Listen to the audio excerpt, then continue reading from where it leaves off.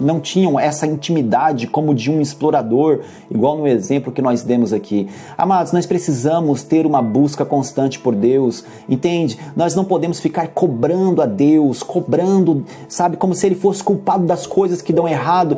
Ele não é culpado.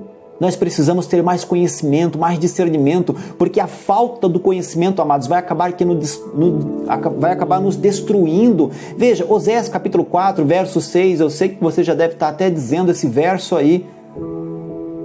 Se eu estivesse na igreja, eu ia falar para você dizer junto comigo, você certamente ia falar o verso junto comigo. Oséias capítulo 4, verso 6. O meu povo está sendo destruído por falta de conhecimento. Conhecimento. Então veja, quem destrói, entenda, quem destrói não é o diabo. Amados, o diabo não pode fazer nada, o diabo já perdeu, já foi vencido, ele não nos vence mais. Então veja, quem destrói não é o diabo, quem destrói, amados, veja, não é as circunstâncias, quem destrói não é o mundo, não é a pandemia, não é o desemprego, não é a crise que está acontecendo agora. Não, amados, quem destrói não são essas coisas, nada disso pode nos vencer. Por que não pode nos vencer? Porque tudo isso já foi vencido na cruz, porque Cristo já veio aqui e já venceu o diabo, e já venceu as circunstâncias, e já venceu o mundo. Então estas coisas, amados, não podem nos vencer. Então o que nos destrói? É a falta do conhecimento dessa verdade. É quando eu e você deixamos de saber que a realidade é que Cristo já venceu, que Cristo já fez tudo por nós. Entende? Então aí nós podemos ser derrotados pela falta do conhecimento da vitória que já foi dada. Eu e você temos uma identidade, amados. Nós somos cristãos. Entende? Nós caminhamos com aquele que venceu todas as coisas. Nós caminhamos com aquele que foi até o inferno e tirou as chaves da mão do diabo. Nós caminhamos com Cristo. Entende? Não é um homem influente, não é um homem com um grande poder aquisitivo, não é um homem que influencia o mundo inteiro. Não, amados. É Cristo. Entende? Aquele que venceu todas as coisas. Nós precisamos perceber a identidade que nós temos. Lembra daquele verso, amados, Mateus capítulo 22, verso 20 e 21? Nós gostamos de citar às vezes na hora do dízimo. Aqueles versos dizem o seguinte, eu vou reler aqui só para você lembrar, mas é outro texto que você conhece com certeza. E disse ele, Jesus, né? De quem é esta efígie e inscrição? Disseram-lhe eles, de César. Então ele lhes disse, dai, pois, a César o que é de César e a Deus o que é de Deus. Quando Jesus foi questionado com relação aos tributos. Agora vamos avaliar essa resposta. Veja uma coisa, ou seja, a imagem na moeda era de César, ok? E aí ele diz, a moeda, portanto, pertence a César.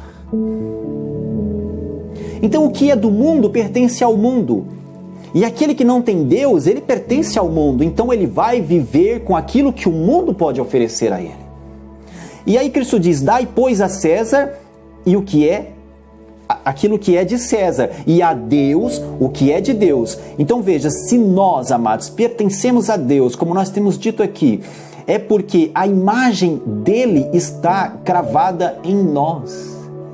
Ele fala, de quem que é a imagem que está nisso aí? Não é de César, então, portanto, pertence a ele.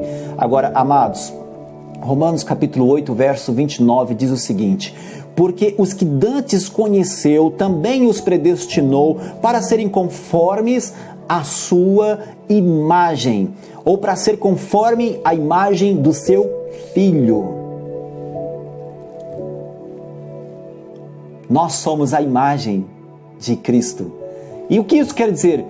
Que nós não pertencemos a César e nós não pertencemos a esse mundo, mas nós pertencemos a Deus.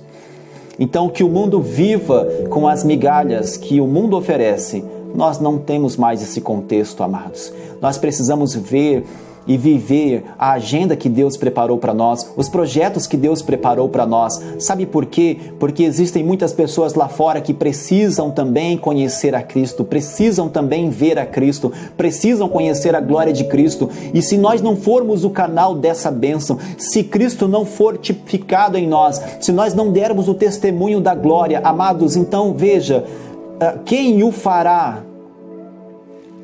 Nós sabemos, é claro, que se nós abdicarmos, se nós não fizermos, a Bíblia diz, amados, que se nós não clamarmos, as pedras vão clamar.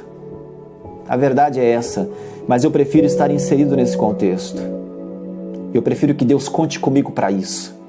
Deus quer contar conosco. Sabe, amados, não é tempo de ficarmos lamentando, lamuriando, reclamando pelo tempo difícil que estamos vivendo. Então é tempo do quê? De glorificarmos a Deus, de exaltarmos a Deus, entende? O desejo de Deus, amados, é que eu e você sejamos a imagem de Cristo, como nós lemos no verso, porque dessa forma, então, nós vamos pertencer a Ele. Novamente voltando ao texto básico que nós lemos, veja, eles esperavam de Deus, amados, as coisas erradas, por isso que eles se frustraram. Quando eles fazem esse tipo de cobrança a Deus, ou seja, quando eles ficam lá fazendo comparações com os ímpios, porque é isso que eles estavam fazendo, e agindo com inconformações, eles demonstram o que eles esperavam de Deus, amados, e eles demonstram também qual que era o foco deles. Eles esperavam por bênção, eles esperavam um Deus que os livrasse dos impérios, que os fizesse vencer as coisas visíveis, de um modo material, porque esse sempre foi o desejo daquela nação, amados. Mesmo quando Cristo veio, eles tiveram esse mesmo desejo. Por isso que quando eles indagaram a Cristo, Lucas 17, verso 20, eles disseram o seguinte: e interrogado pelos fariseus sobre quando havia de vir o reino de Deus, amados, o reino de Deus já estava lá. Jesus responde a eles dizendo o seguinte: o reino de Deus, ele não é de visível aparência, o reino já o é, o reino já chegou, entende? Mas eles não conseguiam compreender aquilo. Então eles não conseguiram ver o reino de Deus, amados, nem nos tempos de Malaquias, e não conseguiram ver o reino de Deus mesmo nos tempos de Cristo, quando Cristo estava aqui. Eles não conseguiram enxergar.